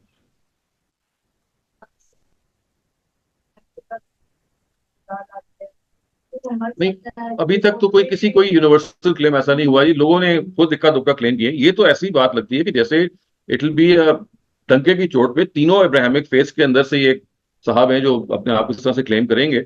और ये it will be a very palpable situation, ऐसा नहीं है कि कोने में कहीं खबर आ गई। Nothing no is known about. कुछ लोग कहते हैं कि दमिश्क में होगा, दमास्कस में उतरेंगे या वगैरह वगैरह, लेकिन उसके पास बड़ी पावर्स भी होंगी, जादू करके दिखाएगा ये सारा कुछ बयान हुआ है जी। लेकिन अब ये इसमें देखें, ऑथेंटिसिटी बहुत सारी चीजों की नहीं है। जो हम ऑथेंटिकली बयान कर सकते हैं वो वही है कि person who is going to claim himself to be Jesus, he is going to come and he is going to cause a lot of, कहते हैं ना कि commotion in the world. And मतलब ये हमें पता है, that is what we can know. इसके बाद सारा कुछ जो है स्टिल टू बी सीन। काफी लोग फॉलो करेंगे। जी, उनकी फॉलोइंग हो जाएगी, और वो this is something that's going to happen near the end of time. The graveyards were not the things that remind us of hereafter. जी। So a lot of us go and pray there. Hmm. Um, prayer से अगर आपकी मुराद दुआ मांगना है तो दुआ तो जरूर मांगे। दुआ मगफिरत की, देखिए दुआ, ये जो हमारे यहाँ ना फातिहा पढ़ना, फातिहा तो कुछ चीज नहीं है। फातिहा का मतलब है सूरह फातिहा, लोग समझ लेते हैं। फातिहा का मतलब अगर आप ये कहें कि इसके लिए सही वर्ड है दुआ मगफिरत। तो जैसे आप अल्लाह ताला से दुआ करते हैं, अल्लाह ताला जो मेरे अजीज हैं इनकी मगफिरत कीजिए, इनकी आखिरत की मंजिलों को आसान कीजिए, ये दुआ है। This is what you should do. Other than that there is no सूरत पढ़ना। और no no not at all, no no not at all, बिल्कुल। ये आपकी दुआ खुदा पे पहुंच रही है। You see, this is a sign of your तौहीद, that you are expressing your दुआ टू गॉड। ये आपके अपने तौहीद परस्त होने का निशानी है कि आप किसी के पास नहीं जा रहे, खुदा से कह रहे हैं कि अल्लाह ताला, ये बड़े से बड़ी कोई हस्ती हो सकती है, आपके पास बहुत करीब हो सकती है, लेकिन इसको फिर भी दुआ की जरूरत है। तो ये you are presenting your own petition in favour of that person. So it goes to the end of time, so it's the never generation Right. about that हम्म। नहीं, मैं देखिए, मैंने तो आपके सामने बता दिया ना, जो जो जो फैक्ट्स हैं वो यही हैं। यानी वो उन फैक्ट्स में से एक बड़ा फैक्ट जो चंद बड़े फैक्ट नजर आ गए। एक देखिए, rise of the yellow races. China is rising. आपको पता है कि आहिस्ता आहिस्ता अमेरिका को आंखों में आंखें दिखा रहा है, लेकिन टाइम लगेगा, इट्स नॉट एट पार, लेकिन उसका राइज शुरू हो चुका है। एक निशानी है। दूसरी निशानी जो पूरी नजर आ गई है वो स्लेवरी का खत्म होना। वो बिल्कुल खत्म हो गई है 1960s में, इसको बिल्कुल प्रोस्क्राइब कर दिया गया, उससे भी पहले बल्कि। और तीसरी ये कि जो अरबों ने जो इमारतें बनानी शुरू कर दी वो भी नजर आ रहा है। ये तीन तो पैल्पेबल साइंस हैं। लेकिन इसके बाद अब वो कब तक वो होगा, that is still, I mean we just can not have an exact estimation. तो आप ये कह सकते हैं it is near, but near का मतलब वही हमारे लिहाज से जो नियर है वो अल्लाह के यहाँ। लेकिन अल्लाह मियाँ का 1000 साल जो का, हमारा 1000 साल का जो दिन है वो उनके यहाँ एक दिन के बराबर होता है। तो जो चीज हमारे लिए नियर है वो अल्लाह मियाँ के लिए होता है still far. I mean for us it is still there. इस वजह से जो पैमाना है अल्लाह ताला का हमारा, two major days is different, but what we can say is that we are moving in that direction. कहाँ पे होंगे ये याजूज माजूज, ये मंगोल्स है ना, ये चाइनीज है। तो वो ये बेसिकली जो येलो रेसेस या जर्द नस्लें आपको कहते हैं, ये यही है। तो इनका जो असल जो ओरिजिन है मंगोल, ये जो मंगोल्स थे, ये these are the real dog in my country. Great wall of China, वो क्या स्टोरी है बता। नहीं, वो तो बिल्कुल और चीज है। वो तो ये है कि जो जुल्करनैन के जमाने में एक दीवार थी जिसके बारे में कहा गया कि ये जो याजूज माजूज थे उसके ऑपस वो यही कौम वहां पे आबाद थी। कॉकस एक जगह है, तो उस जगह पे वो आबाद थी, and they would come and plunder some people across that. तो जुल्करनैन से उन्होंने मदद मांगी और उन्होंने एक डैम सा बना दिया ताकि they are not able to cross that. तो वो वही यही लोग हैं जो उस जमाने में भी आबाद थे, बिकॉज देखे ना, ये तो हमेशा से आबाद रहे हैं। तो उनका एक किस्सा बयान किया गया, वो भी जुल्करनैन की बताने के लिए कि वो इतना पावर मिलने के बाद भी वो अल्लाह ताला का कितना आजिज बंदा था। तो उसकी जो स्टोरी सूरह काफ में बयान हुई है, basically it is to narrate his own might, in spite of being so mighty he was still a humble servant. तो उसके ये फीट्स बयान हुए हैं कि वो पहले इस कैंपेन में चला गया मशरक में, फिर मगरब में चला गया जहाँ पे सूरज जो है वो गुरूब हो रहा था एक पॉन्ड के अंदर, आप शायद पड़ा हो। इसी तरह वो लगता था ऐसे कि गुरूब इस तरह से हो रहा है। और इसी तरह से ये भी कैंपेन बयान हुई है कि कुछ लोगों ने उसकी मदद मांगी तो उन्होंने उसकी मदद की। तो बेसिकली वो स्टोरी है to account for his power and might, and delineate that in spite of this power and might he still remained humble. देखिए, मैंने अभी बताया था कि ये हजरत नूह के जो तीसरे बेटे हैं ना, याफित, ये उनके पोते हैं। These are the names of two individuals जिससे उनकी ट्राइब का भी नाम पड़ गया। अरब से मंगोल से कैसे आते नहीं नहीं, आप देखिए ना, ये दुनिया जब पहले थी, वो तो अरब में तो सामी थे ना, सेमाइट्स है वहां पे। और जो हेमाइट्स थे वो अफ्रीका में थे। इसी तरह से ये जो ये हैं, जो तीसरे हैं जेफाइट्स हैं, देवर ऑन ईस्ट एशिया सारा। तो ये तो प्री प्रोफेटिक जो डिवीजन थी ना लार्ज स्केल पे, मैं उसकी बात कर रहा हूँ। तो ये जो तीन उनके बेटे थे उसमें पहले हेमाइट्स थे, अफ्रीकन, जिन्होंने बहुत अरूज पाया, अगर आप हिस्ट्री पढ़ेंगी। उसके बाद सेमाइट्स की बारी आई, जब सारे जो पैगंबर थे सेमाइट्स ज्यादातर अरब में आए। और उसके बाद बाइबल ये कहती है कि ये जेफाइट्स हैं, या याजूज माजूज हैं। जेफाइट या याफिस हैं, उनकी पोते हैं ना ये याजूज माजूज बेसिकली। और उन्हीं के नाम पे उनकी कौमों का नाम पड़ गया। ये ऐसे ही जैसे आपके दादा के नाम पे आपकी ट्राइब का नाम पड़ गया, तो उनके नाम पे उनकी ट्राइब का नाम पड़ गया। और ये सारे इस वक्त जो मंगोल्स थे, ये उनको कहा गया क्योंकि उनके जो तीसरे बेटे थे, ही settled here in this area. हैं? जी। ये नॉन की मैंने बात पूछती हूँ। डॉक्टर साहब, मैं ये पूछना चाहती हूँ कि मेरा ख्याल है हम सबका अकीदा है कि we are born to die. Right. अब इसमें होता ये, लेकिन अफसोस इस बात का है कि हम मौत से डरते बहुत हैं। जी। बेवकत मौत यकीनन हम्म। बहुत अफसोस की अफसोस की बात है। बात। जी। और लेकिन नॉर्मल स्ट्राइड में आपको मालूम है कि आपने लाइफ बिगिंस आफ्टर डेथ, और आपने वहां क्या खोना है, क्या पाना है, जी। क्या करना है। जी। How can you make the fear of of death. Death less in life and living? Right. It's a very good question, क्योंकि देखिए डेथ के फियर के नतीजे में ये नहीं होना चाहिए कि आप हाथ पांव तोड़ के बैठ जाएं, आप कहें जी पता नहीं मैं तो किसी वक्त भी चला जाऊं या चली जाऊं। यो जो अल्लाह ताला की फिलॉसफी है ना, वो ये तो बिल्कुल ठीक है। अल्हम्दुलिल्लाह के जब ये कहे किसी वक्त भी मैं चली जाऊं, साथ आप कह दे अल्हम्दुलिल्लाह। जी बिल्कुल। लेकिन मैं आपको ये बता रहा हूँ कि इस चूंकि आज हमारा टॉपिक था ना हेयर आफ्टर से रिलेट करने का, तो इसका ये मतलब नहीं है कि दुनिया को आपने छोड़ के बैठ जाना है। We were just giving more stress on the fact how we can connect in our daily life with this concept कि ये हमें भूले ना। वरना देखिए जो कुरान की फिलॉसफी है वो तो इससे बिल्कुल आपको ये बयान करती है कि you have been created in this world, you have been given certain aptitude and talents, जिसके नतीजे में you have to add value to this world in a भरपूर वे। जितना आप मैक्सिमम तरीके से अपनी अपनी जो आपकी जो एबिलिटी है वो you are able to expand that for the cause of humanity and for your own self, that is what is to be done. तो अगर आप अपनी जिंदगी को कंट्रीब्यूशन का एलिमेंट जो है, जो अल्लाह मियां ने आपको बना के भेजा है, वो नहीं कर रहे, तो आपने जो मीनिंग ऑफ लाइफ है इसको समझा ही नहीं। फिर आप की सारी वक्त तवज्जो ये है कि दुनिया को आप तरक कर दें और अल्लाह अल्लाह करते रहें। ये तो अल्लाह ताला बिल्कुल नहीं कह रहा। वो तो कह रहा है कि दुनिया में रहते हुए आखिरत के लिए जिए, दुनिया में भरपूर तरीके से अपना रोल अदा करें, दुनिया में as a professional, as a person who has abilities and talents and what not, you should play your full role. And when you are playing that role, whenever a decision has to come to you कि भाई मुझे अच्छाई के बारे में फैसला करना है बुराई का, इस मौके पे आप अच्छाई के हक में फैसला करें।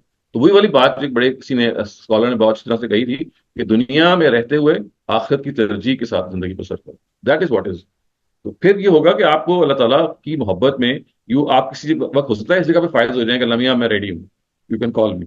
आई mean there are people who say this कि भाई they are so satisfied with what they have done in life कि दे फील कि अच्छा जी आई एम नाउ रेडी, मेरे सारे काम भी हो गए हैं, बच्चों की भी शादियां हो गई हैं, पोतों की भी हो गई हैं, मैंने फलां काम भी कर लिए हैं, आई एम जस्ट नाउ इस पोजीशन में हूं कि आप मुझे बुला लें। तो ऐसे भी लोग हैं, इतने कंटेंट होते हैं। और जो मौत का खौफ है ना, उसकी बहुत बड़ी वजह मैंने इसलिए आपको देखें एक्सप्लेन किया, ये जो कब्र के अजाब की वजह से, यानी बहुत सारी के सारे जो लोग हैं जिनको मौत से डर लगता है, उसकी सारी वजह ये होती है, कहते हैं वो कब्र की पहली रात बड़ी सख्त होगी, दूसरी रात में ये होगा, तीसरी रात में ये होगा। एब्सोल्युटली ऐसा कोई बात नहीं है। तो वो आपको मैं बताऊं कि ये एक किताब है मौत का मंजर, अल्लाह ना करे कि आप वो पढ़ें, लेकिन जिन लोगों ने पढ़ी है उनकी जिंदगी जो है दैट इज, क्योंकि उसके अंदर या तो इस तरह की ज़ईफ़ रवायतें हैं कि बिच्छू और सांप और वगैरह वगैरह होंगे और आप ये नहीं किया और ये फलां होगा, फलां गुनाह का ये होगा। और वो बिल्कुल जिसे कहते हैं ना कि this has to be read with this. और किताब के पढ़ने के बाद क्या होगा? वो यही है, इसका नाम मौत का मंजर बनने के बाद क्या होगा, पूरा नाम ये है। स्कूल में पढ़ी because it become very popular. नहीं, वो एक्चुअली देखिए, एक आप एक फैंटास्टिक चीज को जब आप किसी पे मुसलत कर देते हैं ना कैसे होना है, उसका खौफ तारी हो जाता है। That has been carried from generation, it's not just new. ये सब कॉन्टिनेंट की में आप देखें कई जनरेशन से ये ट्रैवल कर रही है। जैसे बहिश्ती जेवर ट्रैवल कर रहा है ना, आपने हर दुल्हन को उठा के बहिश्ती जेवर दे दिया, तो ये मौत का मंजर भी ट्रैवल कर रहा है कि कई जनरेशन से चला आ रहा है। अब कम हो गया, अब हमारी जो नेक्स्ट जनरेशन से वाकिफ नहीं, उर्दू में है, लेकिन जो कुछ उसमें बयान हुआ है उसके नतीजे में मौत का जो खौफ पैदा कर दिया गया है कि कब्र की पहली रात ये होगा, दूसरी रात ये होगा और ये फलां होगा। इसके नतीजे आप देखिए, मैंने ऐसे ऐसे खवातीन को देखा है, वो कहती हैं कि लैंप रख दीजिएगा, पंखा रख दीजिएगा, फलां रख दीजिएगा, भाई ये फलां होगा, एक ड्रिल रख दीजिएगा, मैंने उससे मुकाबला करना। जी, मतलब जाहिर है कि दिस इज एक खौफ ही है ना। डराती है कि उठोगे सफर बजा नहीं होगा तो आप क्या हो जाएगा। जी बिल्कुल ऐसा ही है। तो असल में देखिए, you have to place base your knowledge on authentic sources. मैंने इसलिए जानबूझ के ये हेराफ्टर के मौजू में कवर को मैं लेके आया कि ये कवर के बारे में जो हमारे कॉन्सेप्ट हैं, ये they need to be revisited. यही मामला कच्ची और पक्की कवर का भी आप देखिए, 3 दिन की मॉर्निंग का भी है, मैं वो भी एक्सप्लेन कर दूं कबर जो प्रॉफिट के जमाने में इसका वाजब अंदेशा था कि बाज जो पहुंचे हुए बुजुर्ग हैं, अगर आप उनकी कबर पक्की कर दें ना, तो वहां हो सकता है लोग सजदा करना शुरू कर दें। तो डिस्करेज ये किया गया है कि भाई ऐसे लोगों की जो बहुत ज्यादा मतलब होता है ना कि they are very revered by the public, उनके बारे में एहतियात करें। तो ये बेसिकली प्रिकॉशनरी मेजर था। वरना आम हम लोग जैसे हैं, मतलब वी आर नो वंस, अगर आपकी कबर पक्की हो या कच्ची हो, अल्लाह ताला को इससे मसला नहीं, आप पक्की करें या कच्ची करें, that has nothing to do with this. ये जिसके बारे में कबर पक्की करने के लिए आया है रवायतों में, वो उन लोगों के बारे में था जिनके बारे में अंदेशा था। जैसे मैंने कहा कि मसोलियम्स बन जाएंगे, टूम्स बन जाएंगे, फिर लोग जाएंगे वहां सजदा करेंगे। अब देखें ना, जैसे ऐसे हो रहा है एक जमाने में, ये जो मुमताज कादरी की कबर है जिन्होंने बना दी गई है, वो तो एक मजार बन गया हुआ है। शाहलक की जो कबर है वो मजार बन गई थी एक जमाने में। इसी तरह से और लोगों की बन सकती हैं। तो ये उनके बारे में कहा गया। यही मामला 3 दिन की मॉर्निंग के बारे में। भाई 3 दिन की मॉर्निंग का मतलब 72 आवर्स नहीं है। इसका एक सिंबॉलिक मतलब ये है कि भाई गेट बैक टू लाइफ। एक फैसला हो गया अल्लाह ताला का। और अब मतलब ठीक है, आप 3-4 दिन के लिए बैठे हैं, ताज़ियतें वसूल करें, लोग मिलने के लिए आ रहे हैं, तो एक नॉर्मल तरीके पे आप करें, लेकिन go back to your life as soon as possible. तो उसको लोगों ने एक हवा बना लिया कि 72 आवर्स गुजरे नहीं और नेक्स्ट मिनट आप सारा कुछ वो कर लें। That is more of symbolic. फिर ये बात कि चूल्हा नहीं चलेगा, भाई क्यों नहीं चलेगा, आपने खाना नहीं खाना? भाई ठीक है, नॉर्मली चूल्हा नहीं जलता घर वाले में, आप नेबर्स आ जाते हैं, रिश्तेदार ले आते हैं, एक नॉर्मल वाकया है, क्योंकि आप यू आर सो बिजी। लेकिन आजकल वो भी नहीं है। आपके यहाँ अच्छे खासी एक टीम होती है डोमेस्टिक स्टाफ की, जो वो भी काम कर लेती है। तो उसके लिए लोग कहते हैं नहीं नहीं नहीं नहीं, आपके घर में चूल्हा नहीं जलेगा, साथ वाले में जलेगा। भाई वाई? भाई अगर आप कर सकते हैं तो मैं अपने नेबर को क्यों तकलीफ दूं? तो ये वही कॉन्सेप्ट्स हैं that have to be, I think, updated. ये मैंने अभी इनका जवाब दिया ना। असल में दुआए मग़फ़िरत है। फातिहा का जो वर्ड है कि हमने हमशरीफ पढ़नी है, और हमशरीफ से तो कोई किसी की दुआ नहीं ना होती, वो तो अपनी हिदायत के लिए दुआ है। आप सोचें, उसका मतलब ये कि इहदिना सिरातल मुस्तकीम, आप उसको कह रहे हैं जो वहां लेटा हुआ है इहदिना सिरातल मुस्तकीम, भाई उसकी तो मुस्तकीम खत्म हो चुकी हुई है। तो आप इसलिए दुआ वहां पे करें, this is going to, which is दुआ मग़फ़िरत, जो बेनिफिट करे for the day depart. Claustrophobia जैसे होता है, देखो अगर से वैसे ही उसको आप सोचें कि क्लॉस्ट्रोफोबिया का पता भी नहीं चलेगा। देखिए, the as soon as the soul is going to leave, claustrophobia तो हमारे लिए है ना कि किसी क्लोज स्पेस, जो person who is going to go there, he is not even going to feel that sensation, क्योंकि the time your soul leaves your body, आपकी सेंसेशन खत्म हो गई। जैसे ही आपको मौत आ गई है, अब वो जो एक डेड बॉडी है, वो इट्स कॉर्प्स, इट्स अ लाश, इट फील्स नथिंग। आपने उसको अगर कब्र में रख दें, उसको आप पानी में बहा दें, कहीं कुछ कर दें, वो कुछ भी नहीं कर सकते, उसकी कोई सेंसेशन नहीं है। और ये जो मंगाते हुए भी कहते हैं कि जी आराम से करें, उनको तकलीफ वो एक होगी। इज्जत नहीं, नहीं नहीं, बिल्कुल भी नहीं, तकलीफ बिल्कुल नहीं होगी। ये तो एक एहतराम की चीज है कि भाई एक हेल्पलेस वजूद है, तो अब आप उसका एहतराम, इस मोर ऑफ अ रिगार्ड। ये कि तकलीफ होगी, कोई सवाल ही नहीं पैदा होता। कोई ना कि आराम से करें, मिलाए उनको, झटका ना देखिए, दें। वो तो आप ये देखिए ना कि once the soul has gone, it is kaput finish. so does go gradually, it goes it goes, हाँ। जैसी सांस बंद होगी, आप ब्रेन डेथ आपकी होती है। देखिए, souls can not survive in a brain dead person, I mean in a person that, जिसकी बॉडी उसको हाउस ना कर सके। तो इधर आपका सांस बंद हुआ, उधर उसने निकल जाता।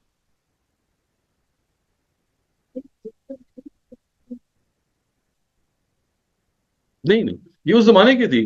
वी स्टिल डोंट नो कि वो कहाँ है। लोगों ने कयास किया है कि वो सेंट्रल एशिया का एक रीजन था, वो कहाँ था। कुछ लोगों ने कहा जी ये उसके रेमिनेंट्स मिले हैं, but that is basically a narration of history. And the purpose was to actually delineate Zulqarnain speech, कि उसने ये किया, उसने ये किया, और फिर भी अल्लाह का आजिज बंदा बन के रहा। आप सूरह काफ के देखें, तो that is the purpose. Don't know where. Not fully, यानी there are people who have tried to locate it, but as I said कि ये कंजेक्चर है। There's all to be a concept rather than be how far. वो actually लोगों ने कहा और उसकी गलतफहमी की वजह ये हुई कि उन्होंने दज्जाल को अलग कर लिया।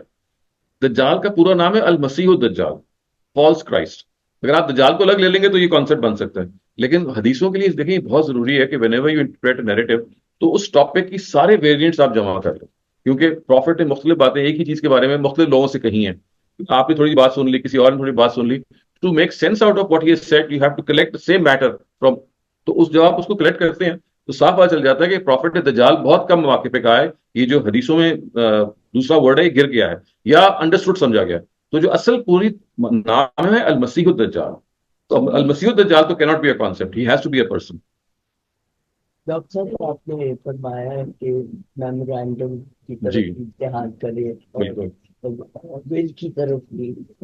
तो यहाँ पे देखा तो ये जाता है कि फैमिली से ही शुरू करें। बिल्कुल ऐसे ही। ये इतने गुंजाल हम्म। और इतने गुंजन और इतने हम्म। फसाद बिल्कुल। और बच्चों के आपस में ही, फिर इख्तलाफात। बिल्कुल। मुल्कों के आपस में, बिल्कुल। ट्राइब्स के आपस में।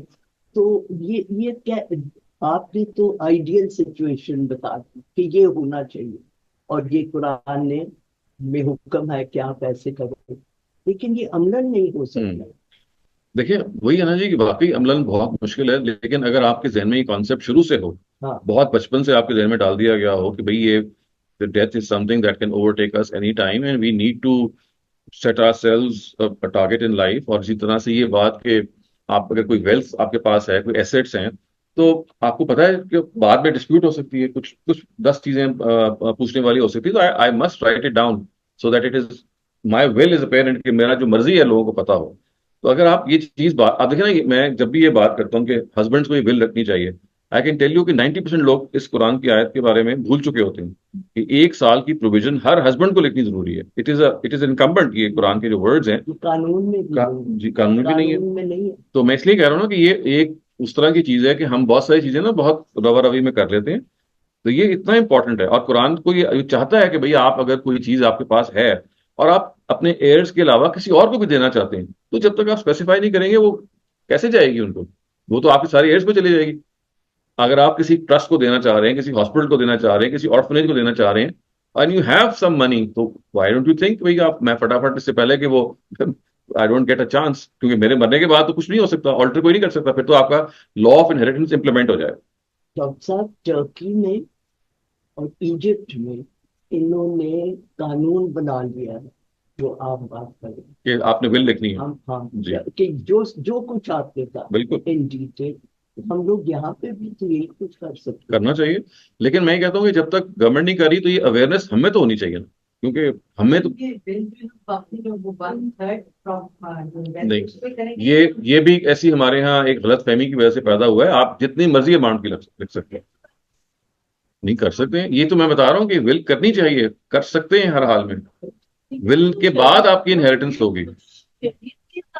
नहीं, वो आपकी मीरास, देखें there is a difference between वसीयत एंड मीरास।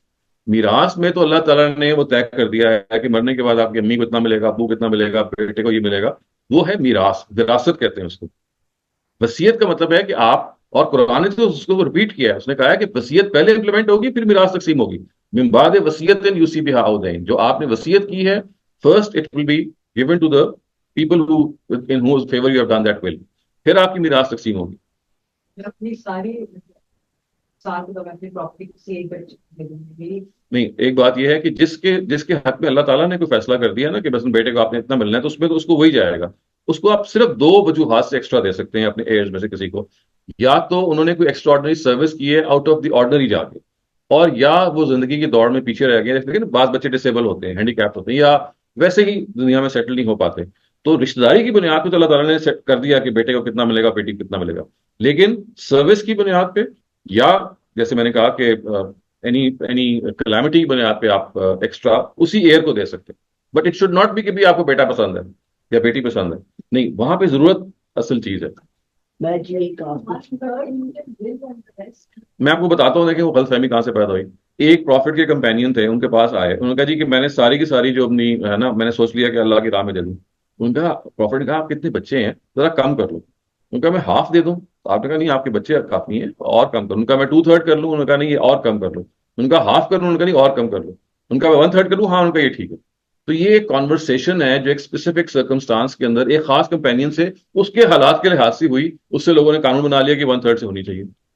तो सबसे बड़ा हादसा हमारे मजहब के साथ ये हुआ है कि हदीस जो कि एक खास मौके और महल की थी और एक खास कंपेनियन से मुतल्लिक थी जिसके 8-9 बच्चे थे, उसको प्रॉफिट कह देंगे यार थोड़ा हौला रखा था, उसको आपने एक जनरलाइज कर लिया और कहा जी कि 1/3 की वसीयत। तो 1/3 की कोई स्टिपुलेशन इस तरह की नहीं, आपके इख्तियार में है, और जितना आप करेंगे, हाँ ज्यादती नहीं होनी चाहिए। ऐसा ना हो कि आप जानबूझ के ऐसी वसीयत लिख दें कि आपके जो एक्चुअल एयर्स हैं वो डिप्राइव हो जाए, तो ये अल्लाह के आगे फिर जाहिर आप जवाबदेह होंगे।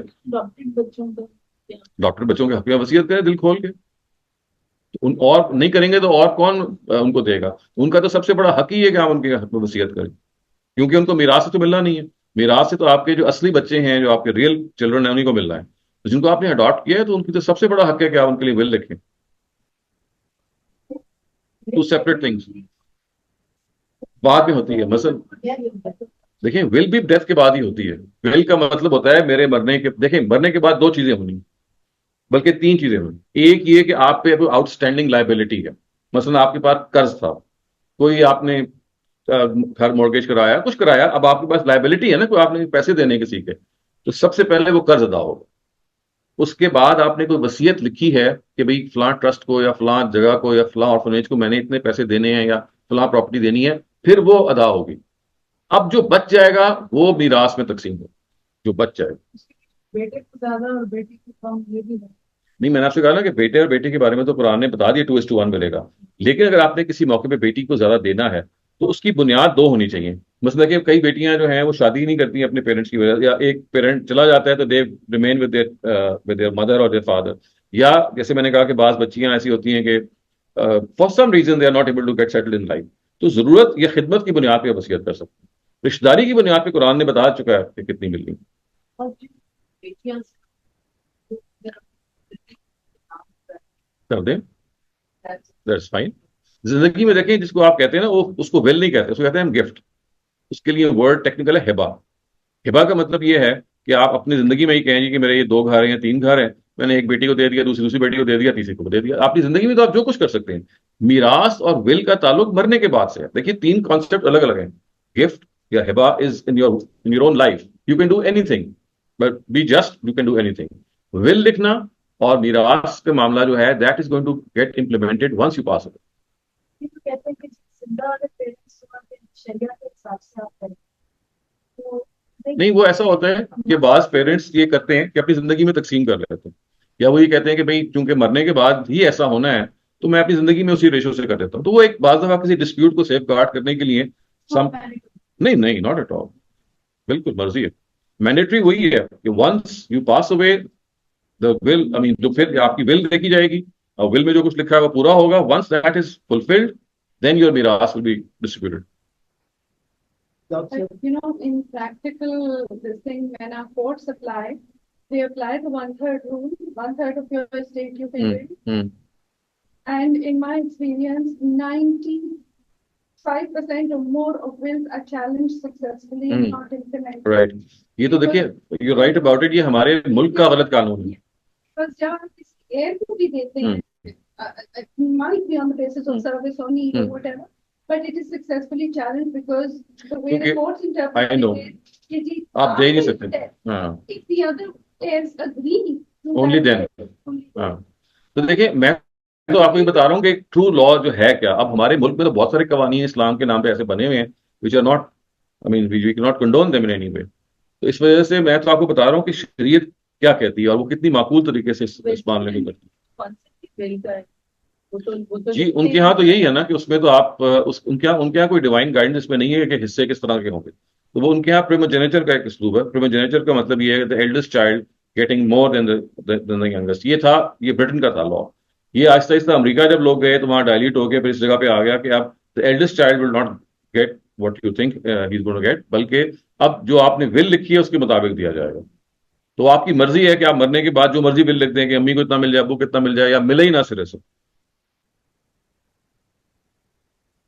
डॉक्टर साहब, ये बताइएगा कि 21वीं सदी है और अभी तक करोड़ करोड़ आलू अल्लाह को प्यारे हो गए, और जिस तरह से आपने फरमाया कि बाज़क में गए और वहां the soul is in a state of suspended animation, जी, यानी इट फील्स नथिंग कुछ। तो अब ये सब के सब करोड़ लोगों के हिसाब किताब दिए जाएंगे just on the day of judgment. on the day of judgment.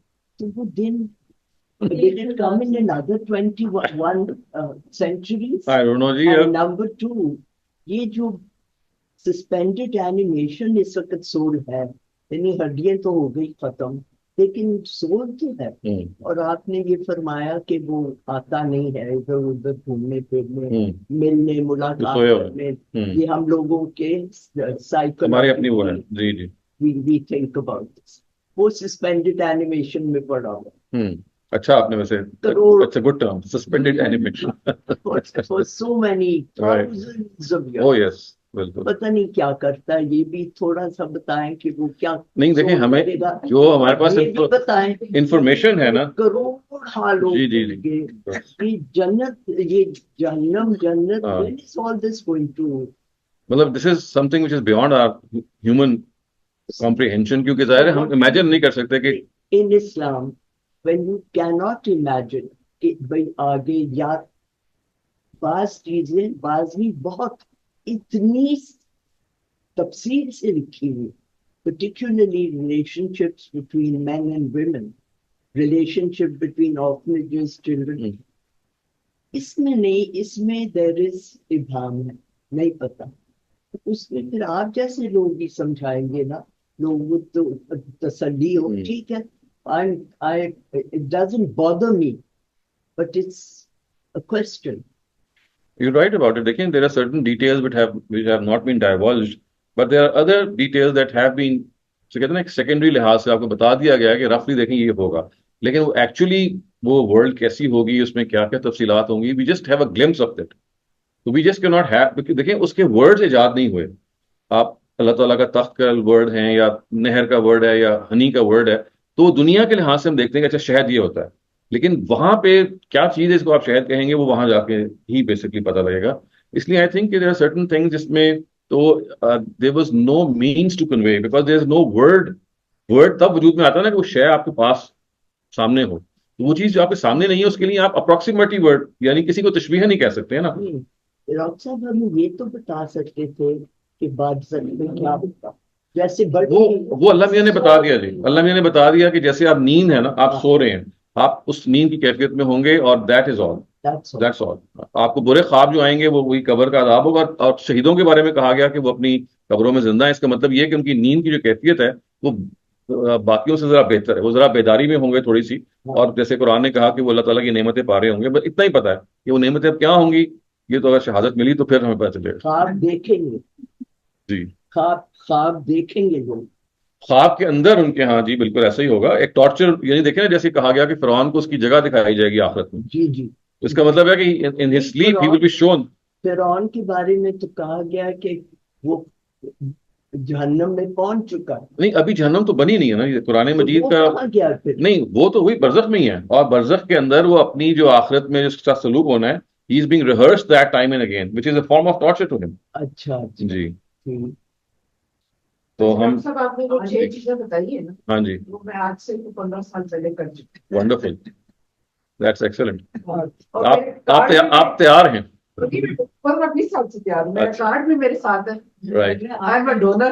Doctor जो है वो काफी हर कमरे के अलग अलग जी। घर वालों को मैंने सारी वो